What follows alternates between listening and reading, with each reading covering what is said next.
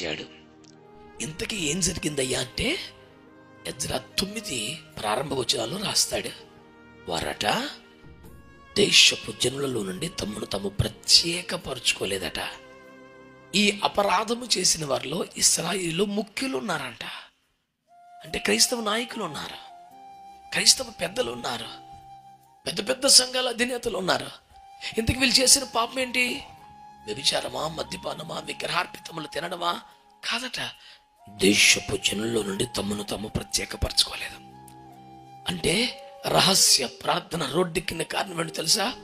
మందిరంలో ఏడ్చేవారు మందిరపు వీధిలో పడి ప్రజలందరూ చూసినట్లుగా మా తప్పే, మాది పొరపాటే, మాది పాపమే, క్షమించమని ఏడ్చిన కారణం ఏంటి తెలుసా? నీ బిడ్డలమయ్యిండి కూడా మేము వేరుబాటు జీవితం సాధన చేయట్లేదు, మేము ప్రత్యేకంగా బతకట్లేదు, అందరిలాగానే బతికేస్తున్నాం. ఒక ప్రతిష్ట లేదు, ఒక పరిశుద్ధత లేదు, ఒక వైరాగ్యం లేదు, ఒక ఉపేక్ష లేదు, ఒక సమర్పణ లేదు.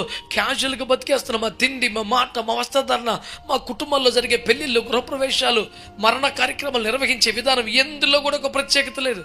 అంతా సాధారణ మనుషులు చేసినట్లుగా జరిగిపోతుంది. ఇలా జరగకూడదు కదా. నీ కొరకు ప్రత్యేకమైన వాళ్ళంగా బ్రతకాలి కదా. అంటే క్రైస్తవులు నడి వీధిలోకి వచ్చి పశ్చాత్తాపడి, బాహాటంగా రొమ్ము కొట్టుకుని పశ్చాత్తాపడి, ఒప్పుకొని ఏడ్చి చేయవలసిన బహిరంగ ప్రార్థన ఏంటో తెలుసా? మాకు వేరుపాటు జీవితాన్ని కోల్పోయాము, ప్రత్యేక జీవితాన్ని కోల్పోయాము, ప్రతిష్ఠిత జీవితాన్ని కోల్పోయాము. ఇక మీదట అలా చేయం ప్రభువా.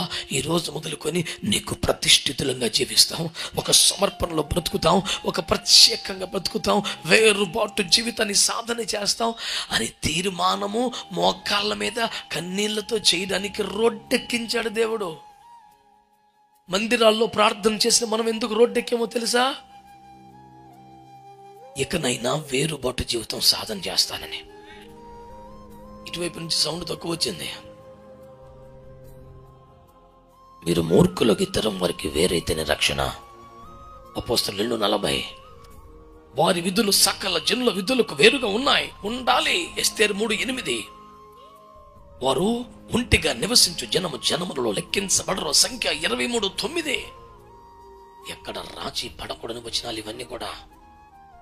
దేవుని కొరకు ప్రత్యేకంగా జీవించాలి. మనం అందరినీ ప్రేమించాలి, అందరితో సమాధానంగా ఉండాలి, అందరి కొరకు ప్రార్థించాలి, దేవుని కొరకు ప్రత్యేకంగా బ్రతకాలి.